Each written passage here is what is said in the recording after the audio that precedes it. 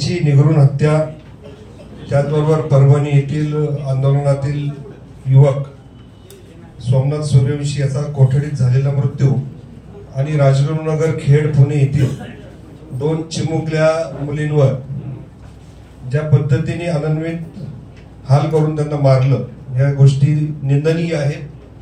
आज पुणे शहर मराठा क्रांती मोर्चाच्या वतीनं महाराष्ट्रामध्ये या विषयाला जे जातीय वळण दिलं जात आहे त्या दृष्टिकोनातनं ही आजची पत्रकार परिषद घेतलेली आहे.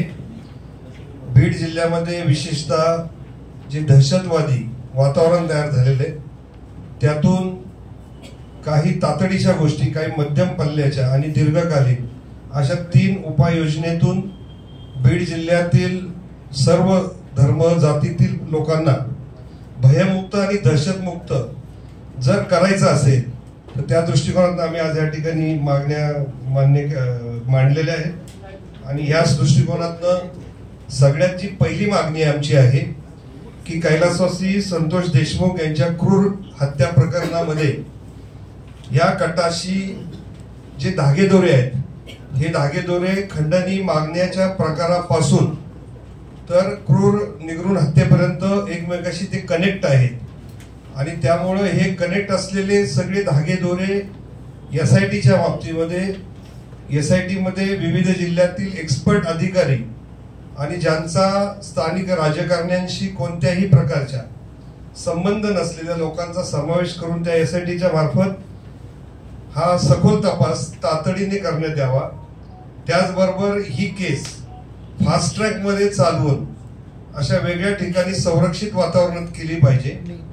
ही अतिशय संवेदनशील केस असल्यामुळं या संपूर्ण केसमध्ये जे सरकारी साक्षीदार आहेत, जे खुनापासून तर ते पूर्ण कट रचेपर्यंतच्या मधले साक्षीदार आहेत, या सर्व साक्षीदारांना सरकारने तातडीने संरक्षण दिलं पाहिजे. ते आज रोजी दिलेलं नाही. ही आमची पहिली मागणी आहे. आणि दुसरी मागणी अशी आहे शस्त्र परवान्याच्या बाबतीमध्ये.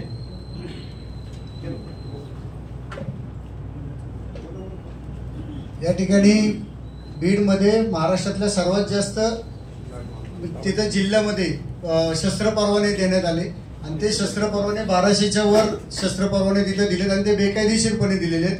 कोणाच्या शिफारशीने ते दिले गेलेत याची देखील चौकशी केली पाहिजे. त्या ठिकाणी जे कोणी अनैतिक पद्धतीने खोटे कागदपत्र दाखवून त्या ठिकाणी त्यांनी जर शस्त्र परवाने घेतले असतील आणि त्या शस्त्र परवान्याचा उपयोग हा त्या ठिकाणी खून किंवा अपहरण करण्यासाठी वापरले जात असेल तर ते शस्त्र परवाने तातडीने रद्द करायला पाहिजे. आणि पुण्यामध्ये प्रेस कॉन्फरन्स करण्याची आणि पुणे क्रांती मोर्चाची जी जबाबदारी आहे ती ह्याच्यासाठी आहे की हे सर्व खुनी हे पुण्यामध्ये सापडलेले आहेत. आणि आम्हाला आश्चर्याचंच वाटतं की पोलीस प्रशासन पुण्यामधलं एवढं चांगलं असताना देखील 22 दिवस हे पुण्यामध्ये राहत असतील तर त्यांचे या ठिकाणी पोलिसांनी देखील त्याची या ठिकाणी नोंद घेतली पाहिजे की कशा पद्धतीने हे दहशत पुण्यामध्ये पसरलेली आहे.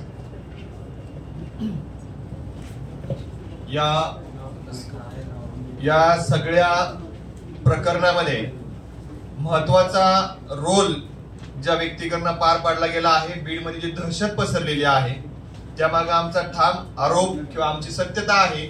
धनंजय मुंडे यांच्या राजकीय ताकदीमुळे बीडमध्ये मोगलाई असेल, दहशत असेल ही माजलेली आहे. आम्ही जातीचं राजकारण करत नाही. अनेकांनी जातीचं राजकारण केलं असेल त्यांना चपराक आहे.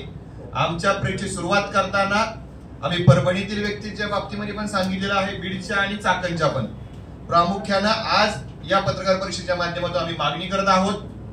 वाल्मिक कराड हा व्यक्ती कुख्यात गुन्हेगार आहे.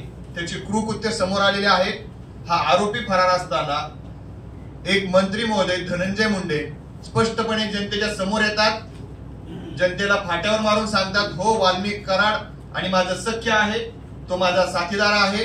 त्याचबरोबर पुढे जाऊन त्यांचे जमिनीचे कुलमुक्तियार एकत्र निघतात. धनंजय मुंडेंच्या पत्नीचे, वाल्मिक कराडांचे एकत्रितरित्या अनेक ठिकाणी सातबाऱ्या असतात. या सगळ्या गोष्टी पाहता, आजवर या महाराष्ट्रातली लोकशाही पाहता, या देशातली लोकशाही पाहता आपण काही उदाहरणं पाहू शकतो. त्यामध्ये प्रामुख्याने मनोहर जोशी असतील, AR अंतोले असतील, RR आबा असतील, अशोक चव्हाण असतील, या मोठ्या दिग्गज नेत्यांवरती ज्यावेळेस समाजातनं आरोप प्रत्यारोप झाले त्यावेळी या लोकांनी त्यांच्याकडे असणाऱ्या मंत्रिपदांचा, मुख्यमंत्रीपदांचा राजीनामा दिला होता. आणि जर धनंजय मुंडे लोकशाहीला मानत असतील, अजित पवार लोकशाहीला मानत असतील आणि लोकांना किंमत देत असतील, तर मराठा क्रांती मोर्चा पुणे जिल्हा आज या ठिकाणी मागणी करत आहे. आरोपीची बाजू, आरोपीचं समर्थन धनंजय मुंडेंनी केलेलं आहे. या सर्व प्रकारामध्ये वाल्मिक कराडचा राजकीय हितसंबंध दिसून आलेला आहे. म्हणून धनंजय मुंडेंनी तात्काळ मंत्रिपदाचा राजीनामा द्यावा आणि तो राजीनामा पक्षप्रमुख अजित पवारांकडे न देता राज्यपालांकडे द्यावा, ही आम्ही या ठिकाणी मागणी करत आहोत आजच्या पत्रकार परिषदेमध्ये.